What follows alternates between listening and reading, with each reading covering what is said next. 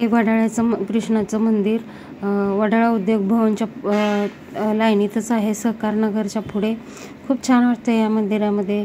अगदी मन प्रसन्न आणि खूप शांतता मनाला होते, म्हणून मी आलेले आहे आज. तर बघा, खूप छान अशी आरती वगैरे चाललेली होती इथे. आज अगदी संध्याकाळ होण्याच्या अगदीच पडले बाहेर. थोडासा उजेड होता आणि म्हटलं चला आता चालत चालत सहकार नगरच्या इथून बघा ही लाईन आहे, तिथून चाललेली आहे. थोडी दमली म्हणून बसलेली आहे. ही बघा बाचीची मुलगी खूप डोकं लावते, खूपच हुशार आहे आणि तिच्याबरोबर बसलेली आहे तिथे आणि दम खात आहे चालून चालून. कारण कधीतरी बाहेर निघणं म्हणजे पाय खूप दुखतात आणि चालायला होत नाही. रोजच्या रोज बाहेर पडलं तर काही वाटत नाही आणि खरंच खूप म्हणजे मी बाहेर जास्त पडतच नाही आणि पडले तर गाडीवरून बसून जाते. तर आज म्हटलं चला चालत जाऊया. तर चालत चालत खूप दमत होती आणि दमही लागत होता, तरीही म्हटलं आज कसंही करून चालायचंच. आणि हे बघा आम्ही तिघीजण, भाची आहे, भाचीची मुलगी, आणि चालत चालत सहकार नगरला जात आहे आणि खूप मस्त एन्जॉय करत करत. आणि उजेडही होता, थोडासा अंधार पडत आलेला, 6, 6:30, 7 वाजत आलेले आहेत. तर खूप छान वाटतंय असं बाहेरचं जरा थोडंसं हवा आणि वातावरण आपल्याला म्हणजे शरीराला लागलं की खूप छान वाटतंय, खूप मस्त वाटतंय. आणि बघू शकता आता तर अंधार पडत आलेला आहे. 7 वाजेपर्यंत आम्ही मंदिरात पोहोचणारच होतो. आणि हे बघा छान वाटतंय. कॉर्नरलाच आलेलो आहे, मंदिरच्या जवळ अगदी, आणि आता कॉर्नरलाच पोचलेलो आहे. आणि हे बघा पोचलो मंदिरात. पाऊस खूप मोठ्याने यायला लागला, भिजतच आलो. आणि देवाचं भजन वगैरे ते मंदिरात होत असते. खूप छान वाटते. सर्वजण बसलेली. 7 ते 8, 8:30पर्यंत भजनच चालू असतो आणि आरत्या.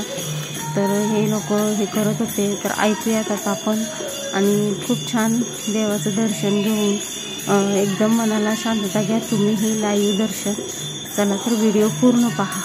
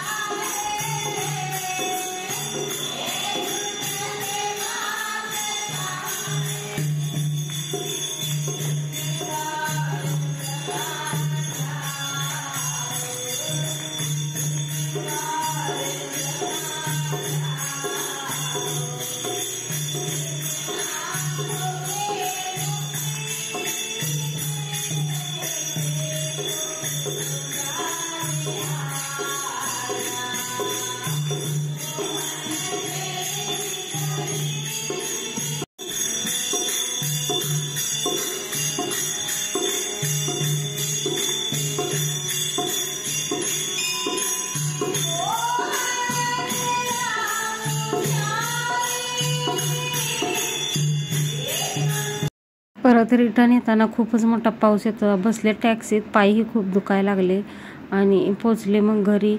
आणि घरी जेवण वगैरे करायचं होतं. मुलं वाट पाहत होती, आजी वाट पाहत होती, म्हणून पटापट टॅक्सीनंच गेले, कारण पायी खूप दुखायला लागले. खूप दिवसातून बाहेर एवढं रनिंग केलं मी, चालली. आणि भोयवाडा ते खूप लांब आहे वडाळ्यापर्यंत. म्हणजे कसं चालायचं एवढ्या दिवसातून, म्हणजे खूप भारीच पडतंय. चला तर भेटूयात नेक्स्ट व्हिडिओमध्ये. Thanks for watching.